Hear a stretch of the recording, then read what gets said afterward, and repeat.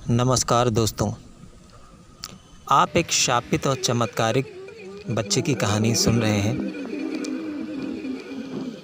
पिछले एपिसोड में आपने देखा कि उस शापित बच्चे का पिता महेश जैसे ही अपने घर में एंटर किया, उसके 9 महीने के बच्चे ने एक 45 साल के आदमी को गर्दन से पकड़कर आसमान की तरफ उठा रखा था।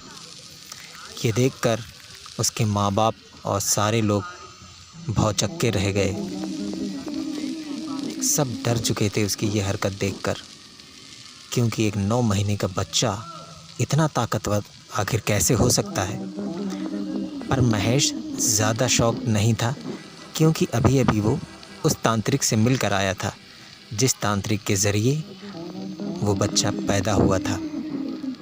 तभी उसके पिता महेश दौड़ते हुए अपने बच्चे के पास जाते हैं और उस आदमी को छुड़ा देते हैं। छोड़ो बेटा, क्या हुआ, इनको क्यों उठा कर रखा है? तभी वो बच्चा बोलता है, माँ पापा, ये आदमी बहुत एक नंबर का हरामी इंसान है। ये हमेशा सबके बारे में गलत सोचता है। मैं इसे कुछ ना कहता, लेकिन अब ये मेरे परिवार के बारे में भी गलत सोचने लगा था और बहुत कुछ बुरा करने वाला था। इसीलिए इसे सबक सिखाना ज़रूरी था। नहीं बेटा, मैं सबके मन की बात पढ़ लेता हूँ, जान लेता हूँ, इसीलिए मुझसे कुछ भी छुपाने की ज़रूरत नहीं है, समझा? अरे भाई साहब, आप जाइए, मैं संभालता हूँ अपने बच्चे को। पापा, भाई साहब कह के इतना इज्जत देने की ज़रूरत नहीं है। चल निकल यहाँ से, अगर ज़िंदा रहना चाहता है तो। दोस्तों, 9 महीने के बच्चे के मुंह से इस तरह की बातें सुनकर वो आदमी बहुत डर गया था और तुरंत ही बिना कुछ सोचे समझे वहाँ से भाग खड़ा होता है और फिर उस गांव वो कभी नहीं आया। खैर, इधर इसके माँ बाप परेशान थे, ख़ास तौर पे माँ, क्योंकि बाप को थोड़ा बहुत अंदाज़ा था, क्योंकि वो तांत्रिक ने उन्हें बहुत कुछ बताया था। पिछले जन्म से भी कुछ रिलेटेड है और उसका बच्चा कुछ अलग है। अलग इसलिए क्योंकि समय से पहले वो सारी चीज़ें कर रहा है। बस अगर यही हरकत वो 25 साल की उम्र में करता तो कोई शॉकिंग वाली बात नहीं थी, लेकिन 9 महीने की उम्र में कर रहा है, इसलिए बस शॉकिंग है। समय के थोड़ा पहले वो चीज़ें करने लगा, इसलिए सब उससे डरने लगे थे। खैर, रात के करीब 11-12 बजे जब वो बच्चा उनका सो गया, तब उनके माँ बाप अपने कमरे में आ गए, क्योंकि उसकी माँ अपने बच्चे के साथ भी सोने में डरने लगी थी। क्योंकि रात में सोते हुए अगर 1 बजे वो अपनी अचानक आँख खोल देता था तो पूरा कमरा चमक उठता था और उसकी माँ डर जाती थी उसकी आंखें देखकर। हालांकि बच्चा किसी को कोई नुकसान नहीं पहुंचाता था, वो अपनी माँ को माँ और अपने पिता को पिता ही मानता था और वही इज्जत भी देता था। पर इस तरह का यूनिक बच्चा था कि उसकी माँ को भी उससे डरने लगने लगा। खैर, महेश ने अपनी डरी हुई पत्नी को अब फाइनली सारी बातें बताने का फैसला कर लिया। उसने वो सारी बातें बता दी अपनी पत्नी को कि कैसे वो तांत्रिक के पास गया था, कैसे उनका बच्चा पैदा हुआ। सब कुछ उसने अपनी पत्नी को बता दिया। तब जाकर उसकी माँ को थोड़ा बहुत डर फाइनली कम हो गया। दोस्तों, तांत्रिक ने क्या बताया था और वो बच्चा कैसे पैदा हुआ था, इसके लिए आपको इस कहानी का फर्स्ट और सेकंड पार्ट सुनना होगा, तब आप समझ पाएंगे।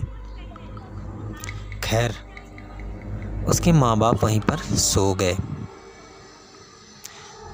तभी करीब 2:25 पर उस बच्चे की आँख खुल गई और उसने अपने कमरे में इधर उधर देखा। एक छोटी सी गुड़िया यानी कि डॉल पड़ी हुई थी। उस बच्चे ने उस डॉल की आंखों में गौर से देखा और उस बच्चे की आंख से कोई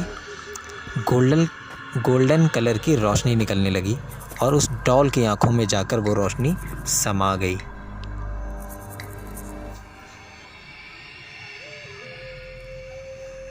अब आगे बढ़ते हैं। करीब आधी रात में किसी सुनसान सड़क पर बहुत सारे लोग भागते जा रहे हैं। सब लगातार भाग रहे हैं, कोई इधर भाग रहा है, कोई उधर भाग रहा है। सभी के चेहरे पर एक खौफ दिखाई दे रहा है। उसी भीड़ में दो नौजवान नितेश और प्रिया भी भाग रहे हैं, जो शायद गर्लफ्रेंड बॉयफ्रेंड हैं। सभी के सांसें दौड़ते दौड़ते तेज़ हो चुकी हैं। लोग अपनी पूरी ताकत से भाग रहे हैं। प्रिया, हाँ नितेश, जल्दी भागो, तुम तो मुझसे भी ज़्यादा डरपोक निकले। मैं अपने लिए नहीं डर रहा हूँ प्रिया, वो हम सबको खा जाएगी वो हमें। वो सब लोग भाग ही रहे थे कि तभी अचानक आसमान से एक डॉल, वही वाली डॉल जो अभी अभी उस 9 महीने के बच्चे ने अपनी आंखों की रोशनी से चार्ज की थी, उन सब के सामने आकर फटाक से गिर जाती है और सबकी चीख निकल जाती है। सब वहीं रुक जाते हैं। सभी के कदम और सांसें एक साथ रुक जाती हैं। लोगों के पैर मानो ज़मीन में जम गए हों। लोग पीछे की तरफ भागना चाह रहे थे, लेकिन नाकाम थे। उस डॉल की खतरनाक आंखें और खतरनाक स्माइल देखकर लोगों की छाती भारी हो रही थी। तभी प्रिया बोलती है, नितेश, ये क्या हो रहा है? पता नहीं प्रिया, इतनी ख़तरनाक रात मेरी लाइफ में फर्स्ट टाइम आई है। तभी वहाँ पर जॉन अंकल होते हैं, वो बोलते हैं, बेटा। तभी नितेश जवाब देता है, जी अंकल, हमें किसी भी तरह यहाँ से निकलना होगा पहले, उसके बाद देखेंगे कि इस डॉल का क्या करना है। तभी प्रिया बोल पड़ती है, अंकल, हम सब भी यहाँ से निकलने की ही सोच रहे हैं। यहाँ पार्टी नहीं करनी है किसी को, पर हम सब आगे तक नहीं बढ़ पा रहे हैं। कैसे निकलेंगे यहाँ से?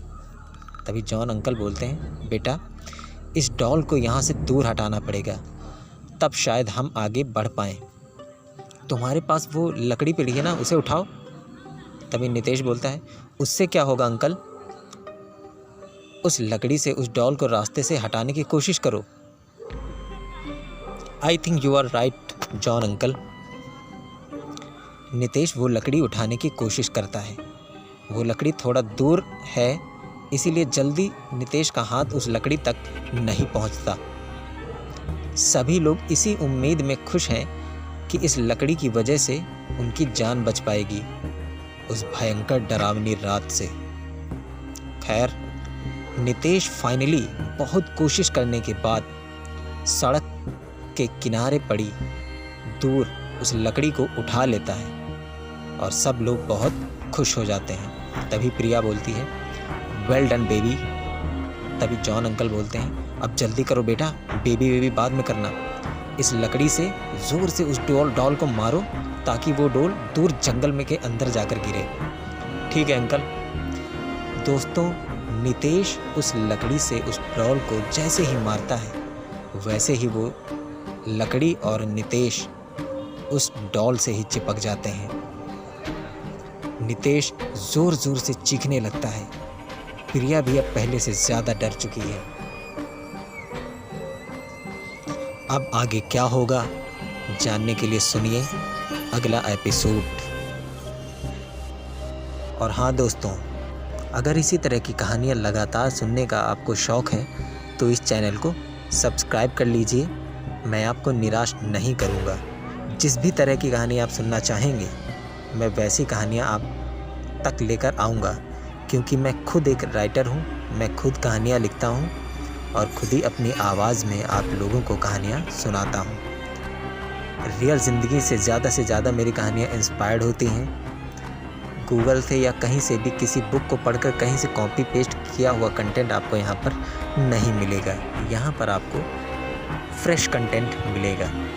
तो दोस्तों, आई होप आप लोगों ने मेरे चैनल को सब्सक्राइब कर लिया होगा और बेल आइकन को भी प्रेस कर लीजिएगा, ताकि जैसे ही मैं कोई वीडियो अपलोड करूं उसका नोटिफिकेशन तुरंत आप तक पहुंच जाए।